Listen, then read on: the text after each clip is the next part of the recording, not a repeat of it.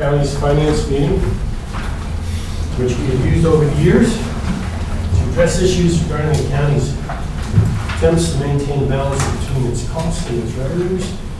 And the big areas that was noted in all phases in our review was the cost of providing transportation. The county previously had its own shared ride service, funded primarily by our human services departments that were more inclined to use it for their customers. We became familiar with the work being done in York County by Rapid Transit, and began discussions with them in the Stoner's office, and eventually decided, oh, what the heck, let's have them do it for us, and entered into after very methodically reviewing all of our options, entered into an agreement in July of 2015 for them to take it over on a management basis, and then eventually on the 1st of January this year, Cumberland County became a part of what do we call now? The Central Pennsylvania Transit Authority, which we sit on with York County as well as Adams County. Okay, but things change all the time. We're going to talk more about that. The reason we're here today is to sort of get now that we're sort of all in, is to sort of hear from Rich and his staff on how they're doing, how things are going. The county, while it has turned this over to Rapid Transit and become part of the authority to provide these services, obviously retains a significant interest in making sure that our customers and our citizens are eligible for those services receive good service. And I think that's ostensibly what we're here to discuss today. It's also, we'd be remiss to say that this discussion is taking place in a vacuum. It's also taking place within a broader discussion of regionalization, not only of shared route services, but also fixed route services.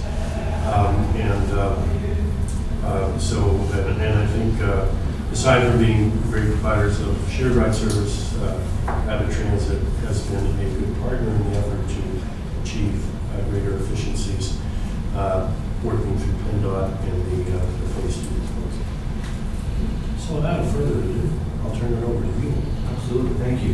Thank you for having us. Hard to believe it's been almost 8 months. It seems like yesterday we were having this conversation, figuring out all the details of how to make it work, and now 8 months later, here we are. The first page is the map, if we can just take a look at that together. When you first came on 8 months ago, we had York and Adams, Northumberland, and then Cumberland was the next county. In the last 8 months, we have joined Columbia, started January 1st of this year. Franklin County will begin April 1st of this year. The Union Snyder will be taking action, they believe, sometime in March to potentially begin June 1st. We're still in high-level discussions with them. Montour County has stressed an interest in joining with us, as has Perry County. We jokingly said, who's next to come on board? We are not the same, and we continue to grow, which is a great thing. The benefits that we shared together 8 months ago continue to be true and continue to grow as each county comes on board. So it's really beneficial for everyone. Pretty soon you may want to consider the Central Pennsylvania and Fingers Lake. When I drove to Franklin County last week for the third time, I said, I think this is the final frontier in this direction. It's a long drive. But interestingly enough, if you look at this map, there's a green line and a purple line. The green line is an area that you're probably very familiar with. That is the South Central Pennsylvania Transit Study, Regionalization Study area. The purple line is a very similar study that's going on with those groups of counties. So it's running in parallel. I think we said this from the beginning, does those red and yellow counties stay with us forever? Maybe, maybe not. But the benefits are certainly here, and we would want to be mindful of spinning them off without having a counterbalance at the same time, because it would have an upset to the finances, because we do see the economies of scale, and that would put us backwards. So something I think we just need to be aware of as we move forward. I stress this with PennDOT on a regular basis, that the benefits are great, and if they would go away, the benefits would go away, and that's a problem for us. So we watch that closely. So that's sort of a map view of what's happened. If we flip to the next page, some of this information is a repeat, and deliberately, because I think it's important to keep track of. In Adams County, we began working with them in 2011. Through attrition, we were able to reduce the staff by 3 full-time employees. Northumberland County, 4. And our goal was over time to hit 5 with the joinder of, and we're at 4. And so we're still moving in that direction, but we're watching that. And there could be other opportunities as other counties come on. Because again, the idea is that it's not so much the county loses the FTEs, but the system loses the FTEs. So we'll watch it as we move forward. But really, the average, we think the savings annually just from those positions is pushing $500,000. That's real money. Richard, can I interrupt? Absolutely. On the map, I know it's a basic question, all the counties in red are part of CPTA. Correct. The FTEs that have been reduced, the staff, these are admin folks, or what? I would say they're not drivers and they're not mechanics. It is more of the sort of mid-level folks, because we're not adding, Mike is one of the chief operating officer, we're not adding any more chief operating officers, they don't exist anywhere. But things like METP coordinators, those kind of positions are really the duplicative positions that we don't need in our organization. And so when the opportunity comes up, we rearrange the desk chairs and move the positions that we're looking at. That's why in page 2 you see the average pay rate is about 14, because that's really the levels that we're looking for. Do you have any spares in these? I will leave these 2 behind when we leave as well. I can email this if you would like it in a PDF. That's it. I thought our friends could be here might find it useful, and since they have to explain this to the public what we're doing. Right, absolutely, yeah, we'll be glad to So see you'll those. get a copy. Yeah, we could share it. So, continuing down, Columbia County is a little different. They are operated by a subcontractor. A taxi company was their shared ride coordinator. So we continued that relationship with Columbia County as the taxi provider. They're not our employees. If they lose people, we don't know, and nor really do we care. We know what the negotiated fare rate that we're going to reimburse each trip for, and that's what I'm worried about. We do look at the operating statistics as the subcontractor to make sure that on-time performance and average trip duration, those kind of things are within our standards, but their fiscal responsibilities are not our fiscal responsibilities. Franklin County is, as I said, slated to go on. Did Columbia previously want a contract, provide the service? Or They appointed the private taxi provider as the coordinator of shared ride service. But that's how it's been for years. And there were... So they didn't have like their own employees, their own department? Right. They were the last county to start shared ride. Okay. So that gives you some indication of some of the challenges. And the spirit of frontier independence. That's right. So it's probably been our largest challenge so far out of all the counties, because there was no organization, there was complete chaos. And so it's going well. The complaints really haven't stopped there. So the first one was horrendous because it was a free-for-all, not following policies. The same-day transportation, they were taking trips the same day. You can't do that in Laundry Hall. And so there were all kinds of issues going on that we had to stop it. That makes customers very unhappy when they got it yesterday and now they're not getting it today. But they should have had it yesterday. So Franklin County is coming on April 1st. We're looking at 3 FTEs there through attrition. They have 1 person who's retired already, so we're down to 2. So we'll continue to work through that. Franklin County, I'll get into more about Franklin County in a moment. Union Snyder, as I mentioned, we're in negotiations with them. Their director left, and they saw this as an opportunity based on the regionalization study to why not take a step in the right direction now versus replacing the director. And I thought that was pretty wise. Perry County Commissioners and PCTA approved yesterday to take further steps. So yesterday's action was like the beginning of our actions. Develop that timeline, get us the check sheet, let's start having conversations of what the future would look like if we moved in that direction. And that was the directive that I received yesterday after their meeting. So we're beginning to put that information together and sending that. Did anybody in Perry retire? No, Stacy's still there and leading the charge. She's actively pursuing this, and quite honestly, we would love to have her as part of our team. Terrific. She's really a dynamic individual. So the one thing I think that this Board of Commissioners just needs to keep in mind that as Franklin County comes on and Perry County comes on, there's probably the discussion of additional board members to the authority. And it'll be similar to the actions we had to take last time. When they join the authority, there's the Rapid Transit Board says yes, and then York County says yes, and all the other counties say yes, because York County was the founding charter member, so they have to say first yes, then all the other county commissioners have to invite them in, and then they have to pass a resolution. So we'll start that chain of events at that point, but we'll give you a heads up of what their desires are. But I know that both of them have stressed a desire to have representation on the board, and we think it makes sense. So we'll bring that to you at a future time. Franklin County, we have a whole slide just dedicated to Franklin County. They have some very unique challenges. They have a large amount of general fund support. And so we have our work cut out for us in that area. We have to work diligently to make that happen.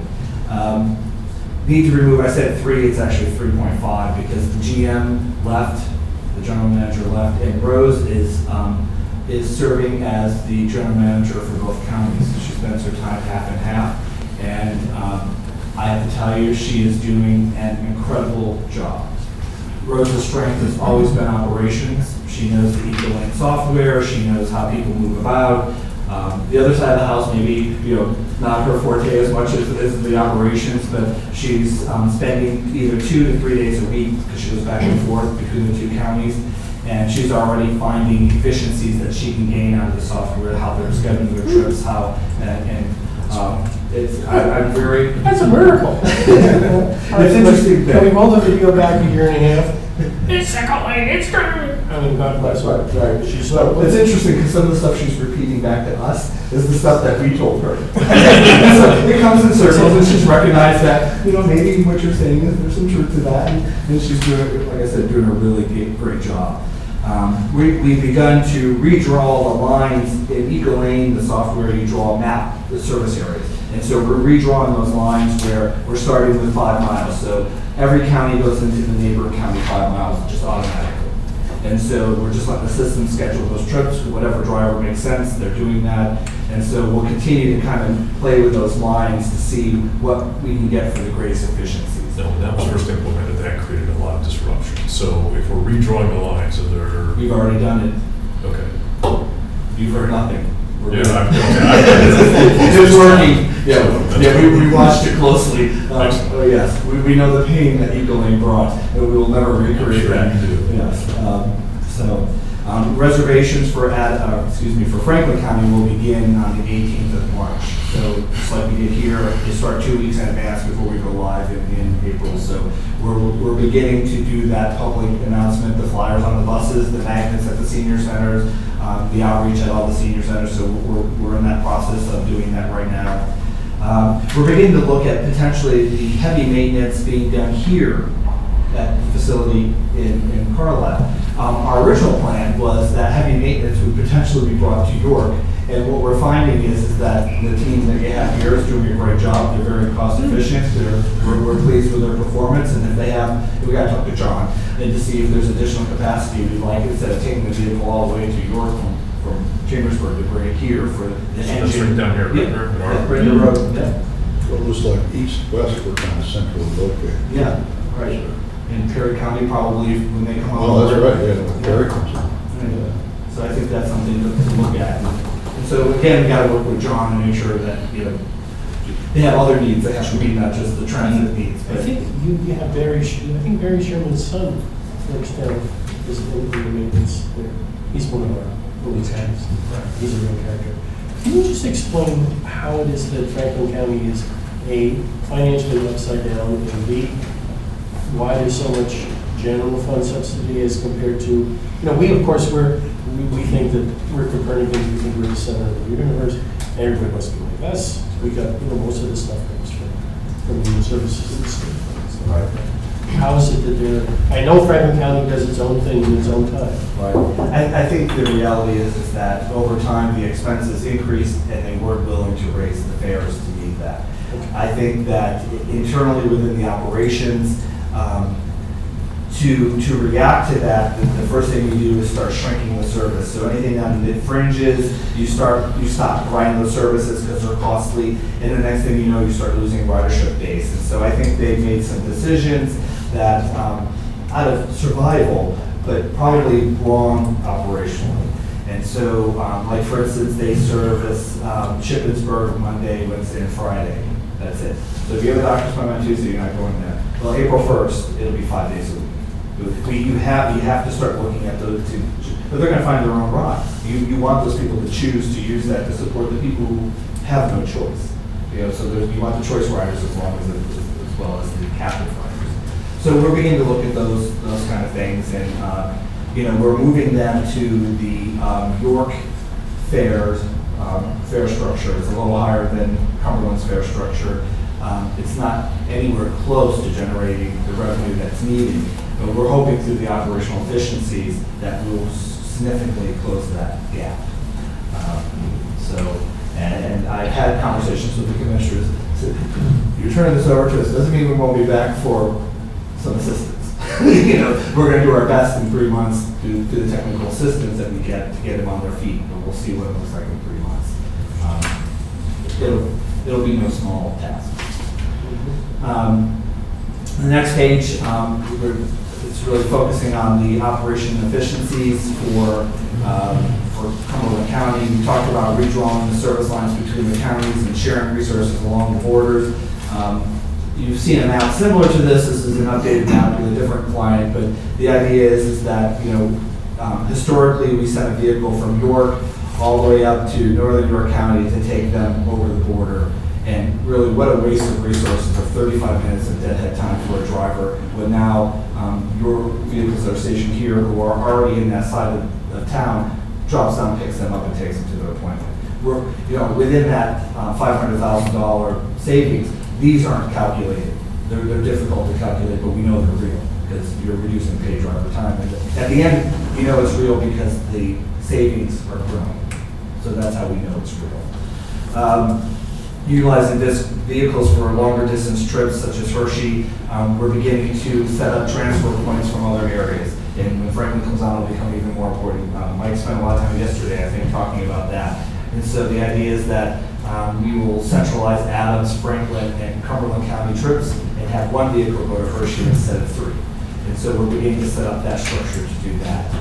So again, those kind of changes take time, but we're moving in that direction, so we're making progress. I left heavy maintenance on here because I think, it was something we talked about earlier. It's just not needed yet. It may never be needed because you're doing a great job. You're very cost efficient, so we'll continue to do what makes sense fiscally. And Rich, I'm sorry, in case people don't know, light maintenance versus heavy maintenance? Light maintenance is just your routine preventive maintenance, oil changes, light brake jobs, adjustments, those kind of things, hoses, lights. Those kind of things will continue to be done like in Chambersburg. To bring a vehicle up here for an oil change would be really wasteful of time. Someone would have to drive it. But when you have a transmission job, if you send it to a local garage, and some in different areas we've had better relationships with others, we don't know what this is yet, we're not in there. But you're not really the priority. You're in line, and when you have, you're supposed to have not more than 20% spare ratio in your vehicles. Franklin County has a little more than that. Maybe twice. We're working on that. You have to make sure those vehicles are put back into service, and so we've got to make sure all those pieces are in place.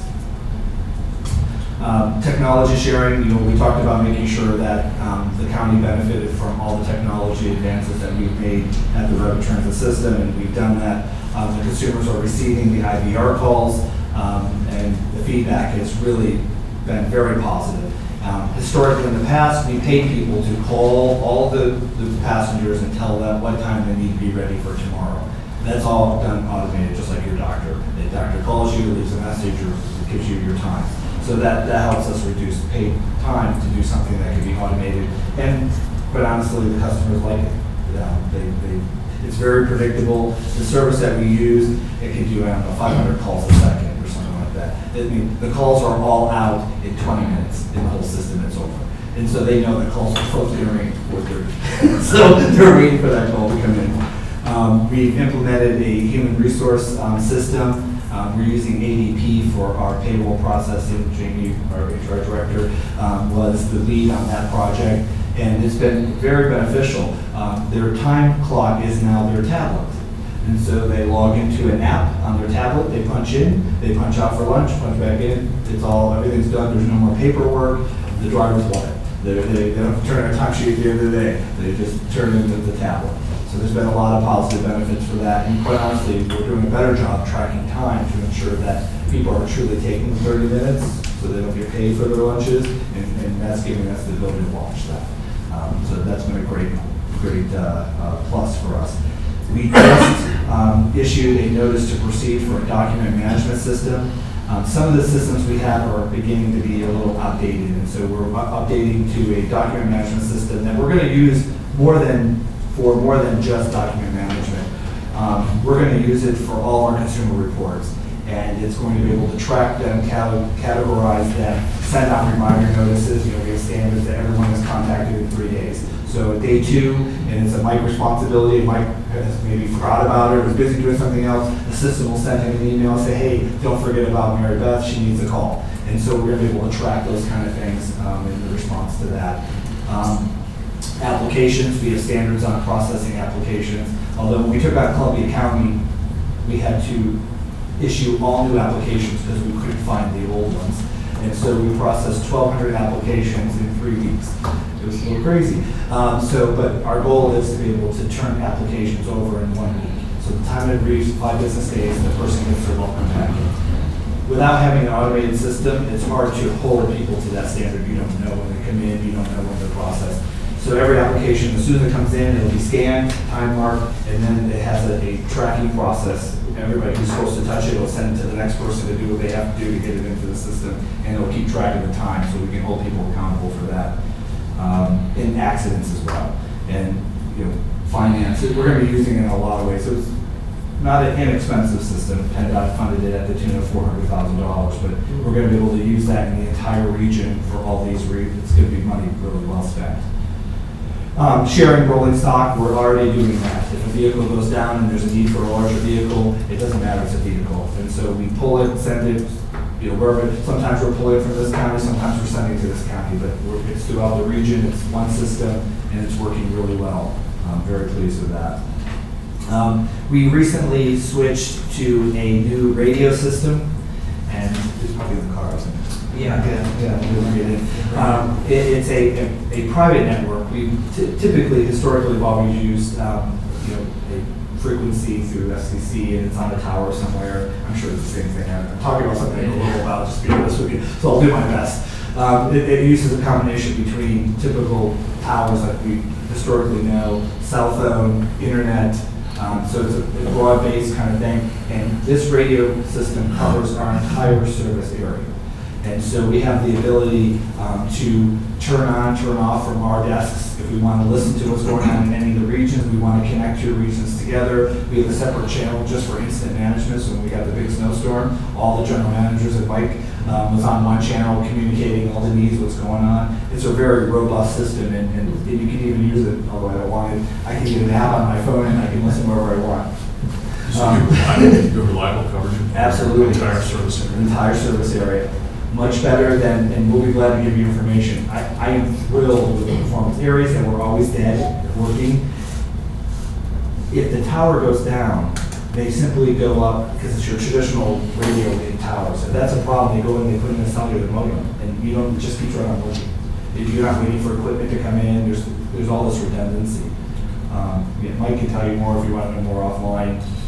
minutes. Yeah, maybe at another point. Yeah. We've gone through similar debates on our public safety side, so I was just curious about the reliability and what the modes of it. Yeah, so far, we've been about 4 or 5 months into Yeah, it. about 5 months into And it. you call them to show up, which is almost amazing. Digital technology, you're literally, it sets you up for the ability to be able to dispatch the entire districts, all the districts out of one location if you needed to. Right. Emergency command, all that kind of stuff. So, one of the goals is for us to continue to grow Saturday service. Well, we don't want to have a dispatcher in every area. That's good, that's costly. But if we can have, and we have to have dispatchers in York because we have a fixed route system, it's out running. So there's already somebody sitting there.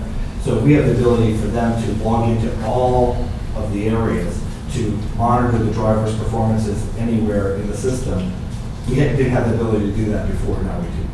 So just very forward thinking. Rich, with the sharing of the rolling stock, we're seeing rapid transit branded vehicles circulate in Cumberland County. Any issues with that? Any folks seem like they're catching on or okay with Oh, it? yeah, actually, the opposite we found to be true.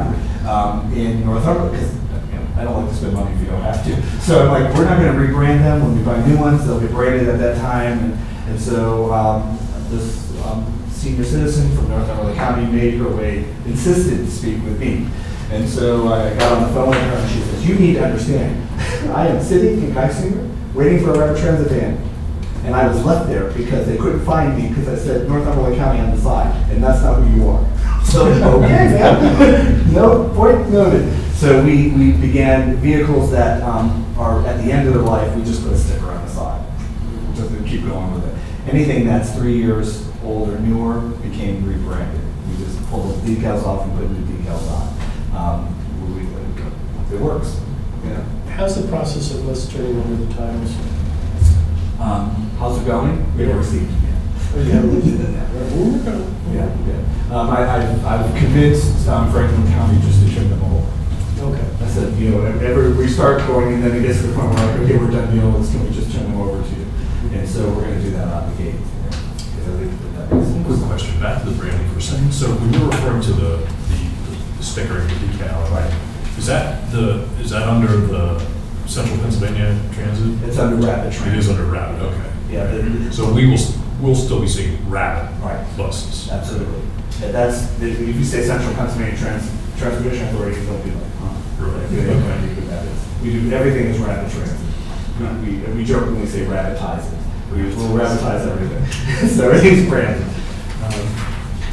The performance highlights, just so there's some numbers attached to the presentation. The overtime rate is at 4%. We budgeted 6%, and we continue to see that decline as we move forward month after month. That's something that Mike works with in all the areas.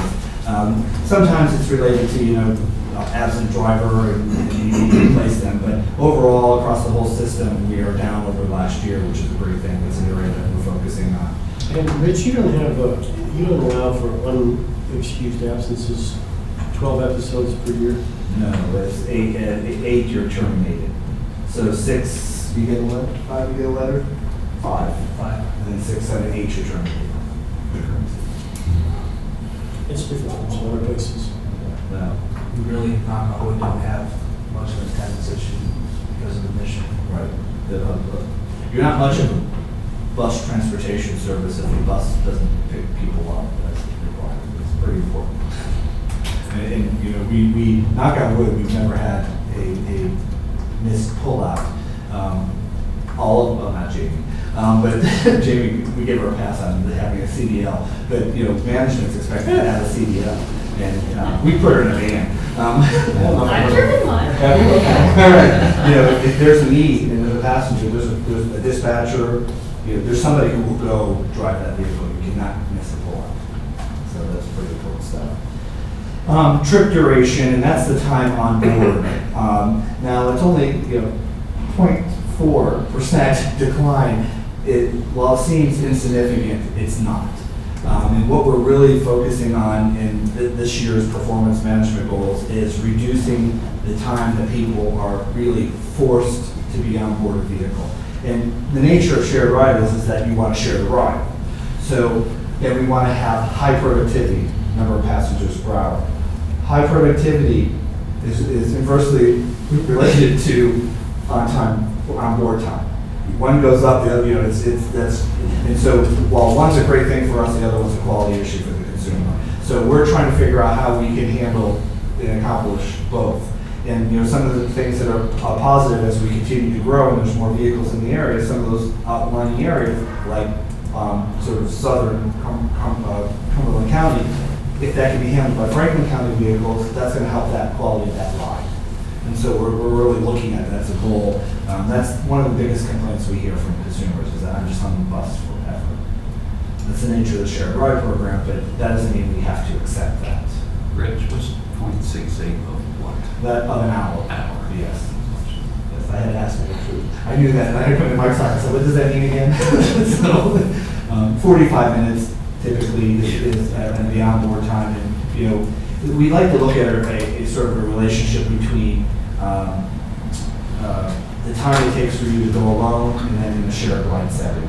So, typically not more than 2 times. So if it takes you 20 minutes, then 40 minutes should be your ride time that's acceptable. But if it's an hour and a half, then we need to start figuring out why is that so much greater than what can we do differently. Sometimes it is because you live at the far reaches and you're the last one that's going to be dropped off after we drop off 7 other people. So that's the nature, but it doesn't mean we have to like it, right? We can still try to figure out and continue to work at chipping away at it. And sometimes that's what it is.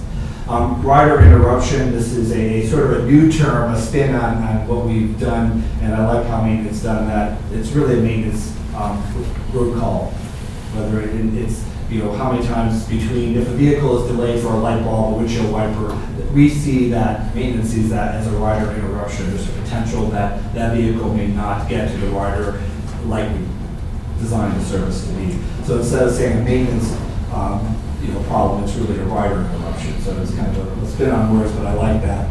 And we've really seen great progress. It was in July, we hired a new maintenance superintendent. When did he come on board?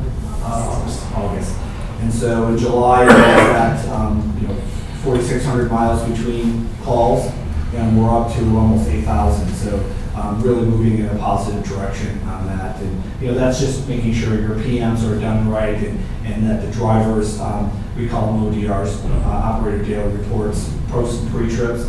If the driver knows something, make sure you fix it. So the next day when the driver arrives, it's not an interruption, the bus goes out. So we're really pleased with those numbers. It's an area that we are, as a management team, have been focusing on. I mentioned Saturday service. We have started dialysis service. We have 2 individuals who are riding on Saturday. We continue to work with the dialysis clinics. I think like the magic number is 4. Once we get 4 people who are riding in from really Carlisle East is the area that we're looking to start. We're then going to start advertising to the senior citizens that we're going to have like 10 to 2 service on Saturday in that populated area. But we need to get that base so we have a reason to have drivers out there. So you're going beyond just the dialysis thing? Yes, we will be. Once we get that sort of core, if you get 4 or 5 dialysis patients, it pays the bills. Yeah. And then anything from there becomes, operational, it sustains itself. We are already extending weekday service parameters. You probably weren't aware of this, but if you live in Carlisle and you'd like to go to the grocery store at 2:30, it was not allowed. All grocery stores trips would be ended by 2. That's not the case anymore.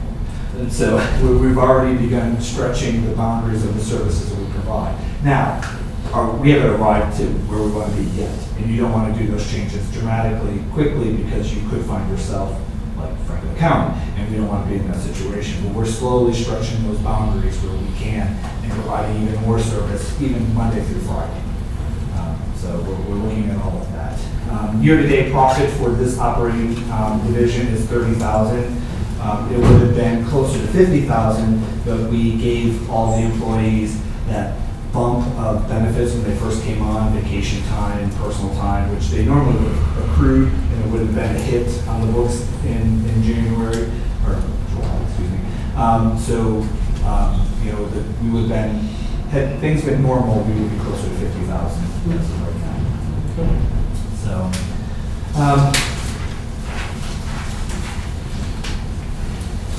And I'm sorry, Rich, it's not really a profit.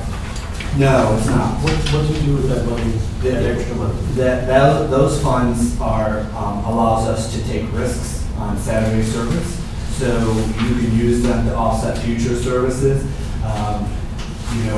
We would like to have at least 1 month operating cost. We have things like our insurance payments are due twice a year. Well, when we make an insurance payment, it's $400,000 payment to one chunk. And everything we get from PennDOT is reimbursed. So we have to pay the insurance and then wait for the fares to come in over the next 3 months to be able to pay the bills. You gotta have some of that working capital. So we use it for many different ways, but you're right, it's never truly profit. It always goes back into the program. So thank you for that. In our role as profit. Yeah. I wouldn't want anybody else to misconstrue. That's right. That's correct. So, future activities, every year we develop a management work plan and we put certain things that we're going to focus on that year as the emphasis of that year. So continue to break down the service areas, that's very important. I'd like to think that we would be further along than we are today, but we've had these things like Franklin and Perry and Union and Snyder and that we've had some other diversions in our lives that's keeping us from being 100% on what we normally would be. So we'll get there. Continue to look at the expansion of service, continue to monitor on-time performance and trip durations. And one of the things I want to begin doing is tracking trip denials. If you had a grocery store trip previously and you wanted to book it for 3, we would say we don't do that at 3. There was no record that that was a request. How do you know? And so we have the ability to book trips in Eagle Lane immediately and mark them as denied. And then that allows service planners or service planning department to pull those denied trips out and begin looking at them on a map and say, well, there's a bunch of demand to go to this community at 1 o'clock. Why are we not doing this? We could offer this and it would cover the cost. So it's a different way of looking at it. We knew it was a problem, but we discovered with Eagle Lane that, hey, you can book these as denied trips and we can track them and use them as service plan. So Say that show up in your customer satisfaction. Yes. If you ask them, what would you like? I used to go to. Yeah. I want more service. You will hear that every single time you ask. I mean, is it granularized to a level of specificity that you have? So this is the best way. Yeah, we figured that as people call in, if it doesn't meet our suggested guidelines, if we track that and we look at it quarterly, we're always updating the suggested guidelines and putting them back out. And those suggested guidelines, if you remember that sort of newspaper print document we have, the booklet that we give out, those suggested guidelines are in there. And they're printed pretty much every 4 to 5 months. So we keep them current, as well as the website. So that is the future activities. The last page is what shared ride as of July, I think, is there a date on here? It was a little bit dated. But that's what shared ride looked like pretty much when we came in the door. So you spilled something on the page. You did. But the one thing that jumps off to me, off the page immediately to me, is that the map lines are very linear, right? And if you look at, I should have brought other counties and I didn't do that, but it's more of a starburst effect where you have these lines. You don't see lines going from a rural community to another rural community. And maybe there's no need. Or maybe we've just never provided that service in the past. And so we need to figure out really what is behind that. And we will. And again, it could be that there's just no demand for services between those communities. Other counties typically see some. So I think that, again, kind of like Franklin County was the concern that when the fares have to cover the cost, you are very restricted in what you'll ever say yes to do. And I think that there's some of that at play here. I can tell you it's at play in York County. I'm not saying that it's completely different. You can't give away the farm. We have to make sure that our goal is to have 2.5 passengers per hour all the time to cover. So if you send a vehicle for one person and they're gone for an hour, you're not getting enough revenue. So that I think that visual one, it tells you how much you're doing too. I mean, that's a positive. You're covering the county pretty well, but it's very linear. We just need to figure out why. So The transition was relatively seamless. The number of complaints I thought early on was incredibly manageable. I thought it went very well. I have yet to see anything that I would consider to be a negative or a detriment for the actions that we took. I think everything continues to be very positive and moving in a very positive direction. It was a great decision, and the service to the consumer is proving it to be a good decision. I can only speak for myself, but I'm not getting complaint calls about the others. I had a couple, No, but. he's not that worthy to say that, right? That's good. No, I had a couple, but they were addressed right away. At the very beginning of the process. I think I think there were some expectations. There's a different style of doing things, and there were some issues with expectations. But I think consistently, what, to the extent that people have been run over, was the responsiveness. Thank you. And we have a good team, and, as Mike said, for the most part, the people who work for us, they're never going to get rich. That's not what you're there Rapid Transit for. But it's a very mission-based, and I think people really buy into, that's why they're here. We've had some interviews. We did some kind of cool videos. Kirk got to see them for recruitment. Should have brought them. Maybe I'll send them links to them. They're really good. But, recruiting drivers, we want CDL drivers, and we're going to pay them $30 an hour. They can take that CDL and go somewhere else and make $70,000. Why come work for that kind of money? It's the mission. It's all about helping somebody, helping a senior, helping a person with disabilities to do a kind of job. And so I think they're the kind of people we hire, and that's why it works well. I think what this does for me is, Mike and I have been sitting on these the critical issues, and of course you've been there too, in regional transit.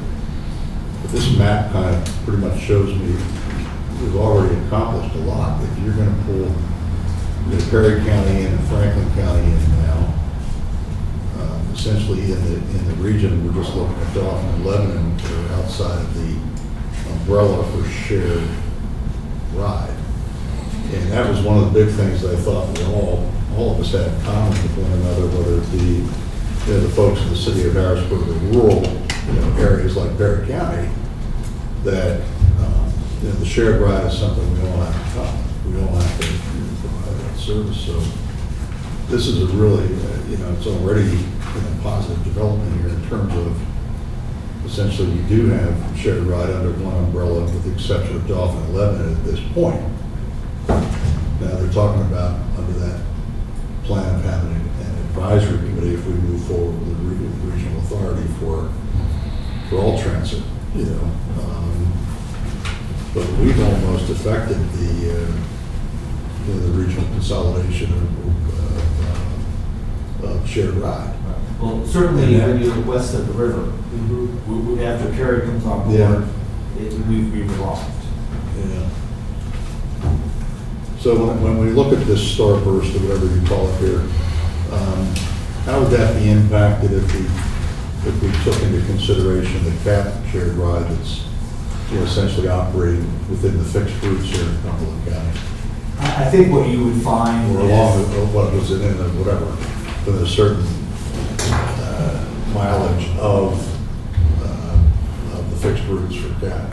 I think, you have that, probably the 5-mile buffer into Dauphin County and Pinnacle Health. You have, so there'd be some of those demands. I think that could be positive in the sense that those services could be shared, much like we're starting to do with other areas. I think that would be the most positive outcome from Dauphin County being part of the regional shared ride program. One of the things that I found interesting, and I discovered this when we were doing the Find My Ride, the veterans one call, one click project. In Dauphin County, NHMR does their transportation. They use CAT some, but they have others. Medical assistance transportation is done by a community progress council or someone. It's not. They are not a sort of a centralized hub for transportation in Dauphin County. You mean, so Cat Shared Ride doesn't provide all of the shared ride service in Dalton? Right.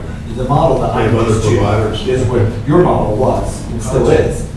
The transit provider is the one-stop shop for everything. And in Dauphin County, it's a bit fragmented. And I think that has not been brought up under the critical issues at this point, but I think that's something that needs to be addressed. They use contracts, subcontract with subcontractors. It's a amalgam of different things. Yeah. And so if our riders, they could be lottery, MATP, Right. and ADA. They could be all three. So if in our county, except for ADA, the hit and fixture provider, they have to call CAT. In York, if there's a senior citizen who meets those criteria, they call rapid transit. In Dauphin County, if you meet that criteria, you would call CAT. For lottery or ADA, you would call the MATP provider for, it becomes confusing. The consumer, who typically doesn't know, has to say, which service do I use? When they call us, Those they're like- functions are very siloed, very segregated, they're not, there's no overlap between providers. And that's something I think that we need to change in the regionalization that has not been talked about. I think that needs to be centralized. I think the regionalization's been focused so much on fixed route Right. that, but there is an enormous amount that can be done. Well, in order to make shared ride more efficient, I think, whether it's actual consolidation or, just better cooperating agreements between, in this case, rapid transit or whatever we're calling ourselves today. Rapid transit, it's easier. And CAT and others, it just makes sense. And that way we'll eliminate some of these smaller buses crossing paths all the time. And it's not efficient, it doesn't really serve the needs of the consumers. But I think that hopefully we can move forward with, more on the regionalization discussion and try to see whether we can get Dauphin and Lebanon, participating in this, as part of the bigger project. So I had a question that came up at the Aging Advisory Board. It had to do with the fact our new senior citizen center in Shippensburg, right next to near the Borough building, is getting fantastic utilization. They've set a record now in terms of the number of members, seniors, older people who are going to senior center. But I know we have a difference, and we're going to maintain what we have in terms of, our program provides for the senior fixed or fare-free service if you're over the age of 60. And one of those trips is to the free trips is to the senior citizen center. If you live in Franklin County, though, now even though you're going to be using the same service, you're going to have to, if you're a senior who lives in Franklin County, you may have to pay a small fare. Is that right? That is Franklin County residents, I believe, I wasn't prepared for that, but I think it's $1.50 is the fare to go to the senior center.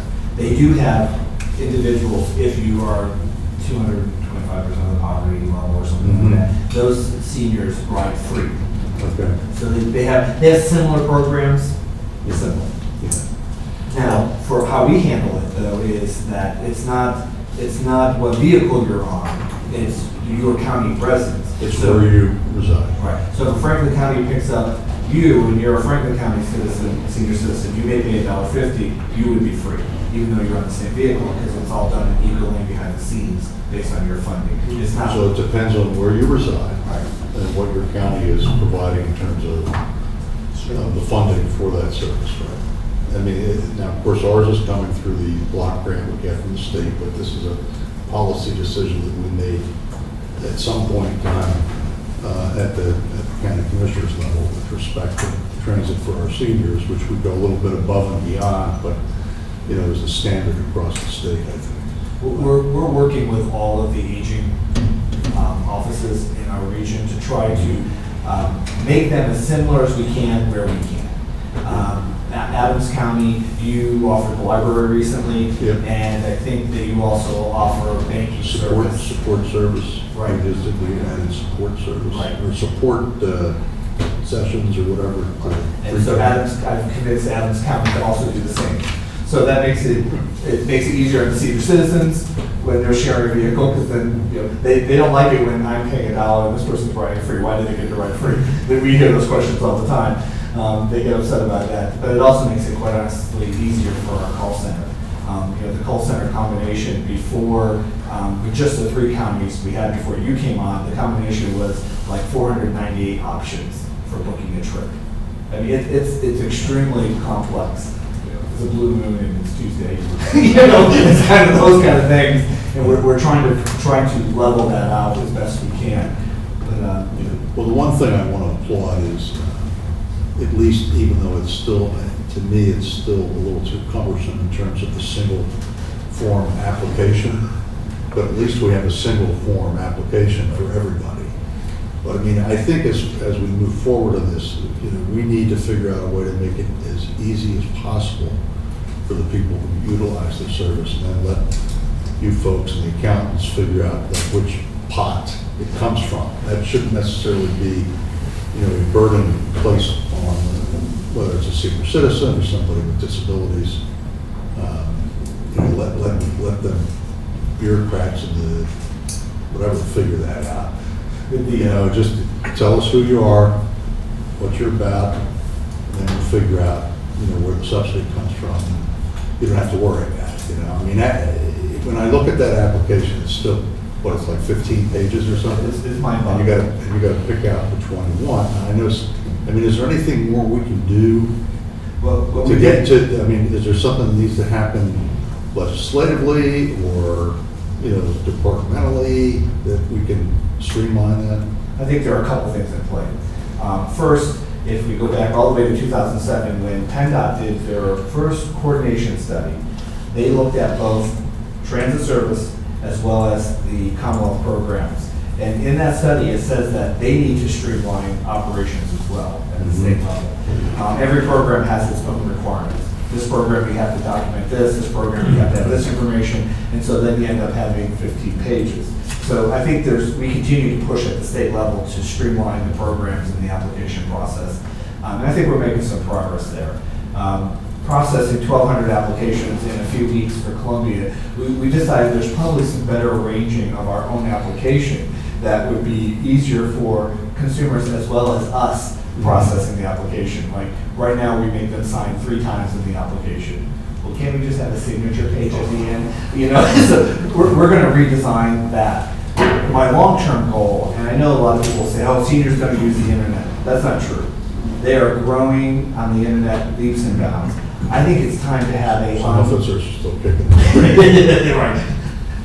I hear you. But, you know, we want to have online application where you type it in, and once it's approved, it automatically feeds into eGoLane. It makes it easier for the consumer. It's almost instantaneous approval process. They turn the application and get their welcome packet out to them in a day. And we don't do data entry. Maybe it's one less staff person. You know, I think let people, if they're going to write it, let them type it. If they're going to type it, let them transfer in. And so it's all about, you know, the whole cycle time philosophy. I buy into that. Make sure you do it right. Well, the other thing too is, I mean, you know, with respect to online, if you can, you know, have the assistance of a son or daughter or grandson or granddaughter, you know, help them through the process, you know, Helps. yeah, and then get it taken care of without, you know, bothering somebody in their 80s to fill out all these forms. A lot of the senior centers do computer trainings now. And so we're beginning to reach out to the senior center and say, when you do the training, what do you do now? Well, we pick random topics. Well, do rapid transit. Show them how to use the website, show them how to, you know, and so we're starting to work with some senior centers, so their online training is a twofer. So they learn how to use the internet, learn how to use the computer, and how to navigate our website. And so, you know, just gotta always be out there thinking what's next. This is for all of you. One of the big concerns that we have, and we took great care, and there was great collaboration, was about what used to be the Cumberland transportation staff. Make sure that the transition was fair, nobody lost their job. If we created efficiencies, it was by not filling vacancies if they were no longer needed. And I know right before the transition, some people probably made Cumberland, Cumberland do or die. They didn't want to go. And they are truly rapid transit people now. But we still got that umbilical, that virtual umbilical cord. How is the group doing as a whole? Are they getting well integrated? Are they happy? Are they, they never write home to us and tell us how they're doing. But how has it gone? Adam's now for 8 months. Are there any particular issues? Is it like nobody thinks about it anymore? What do you think? I would personally think it's a non-issue. I mean, certainly, I know that we all travel to all of the satellite locations.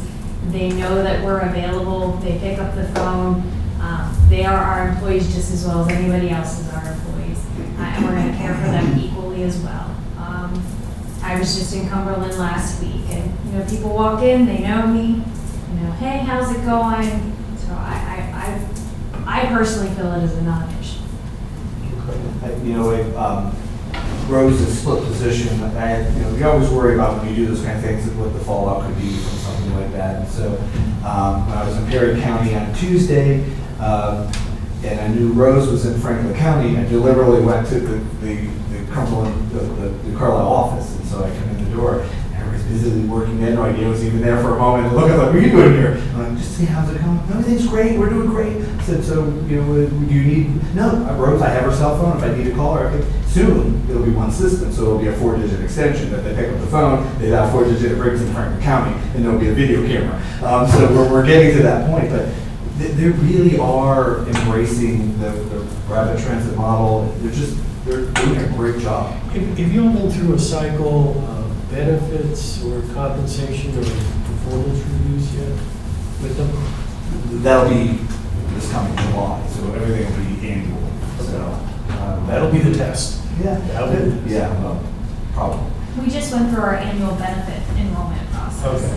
And that was, honestly, there was no issues. Right. It was a There were pretty some- simple process. There were some differences in the benefit structure. We actually moved everybody to one health care plan.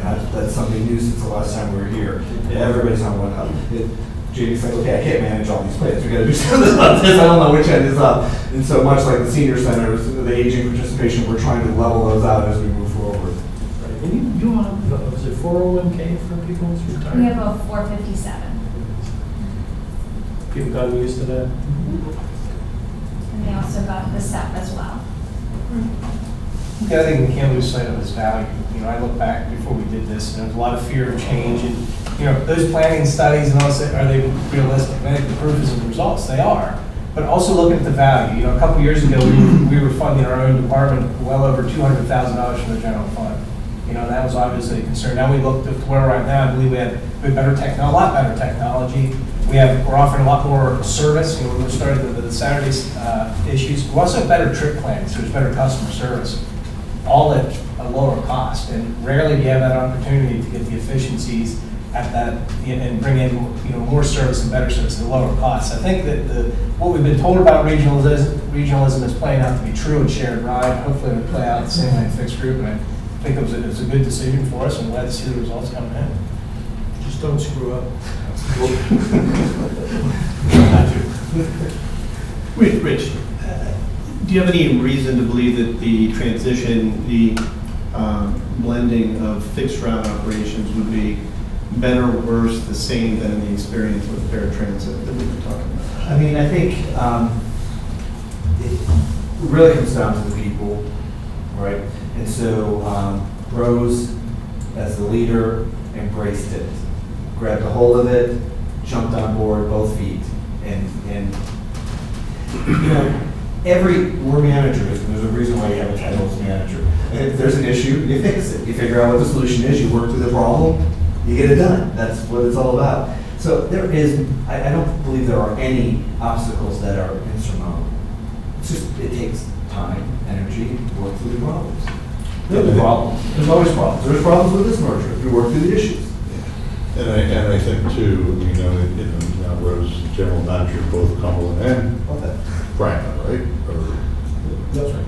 or was it Franklin? Franklin. Cumberland Franklin. I know she's a people person first.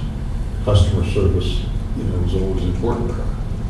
And I'm sure that, she's going to, she continue to follow up in that fine tradition. So it does matter as to the people who are in place and doing the job. But, because you could get to a point where bigger is not necessarily better if you don't, remember who it is we're serving. Absolutely. Rapid Transit values safety, service, and stewardship. There are values, and we talk about them all the time. That's what we're here for. That's it. And Stacy from Perry County says, I want to work for you, Rapid Transit, because that's what I believe in too. It's really, it sounds like we're a church maybe, but it's a mission. It's about doing what's right for people.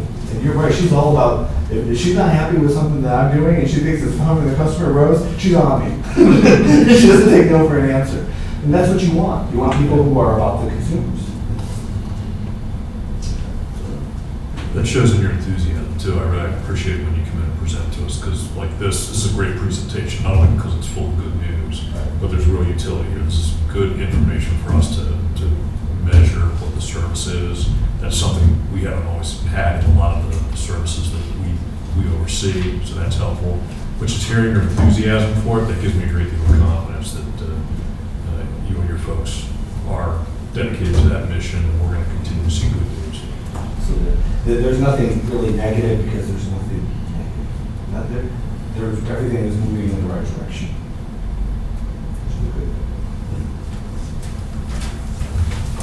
Any questions or comments? Thank you all for coming, we appreciate it. And we look forward to hearing back from you again sometime. Absolutely. Anytime. Return engagement.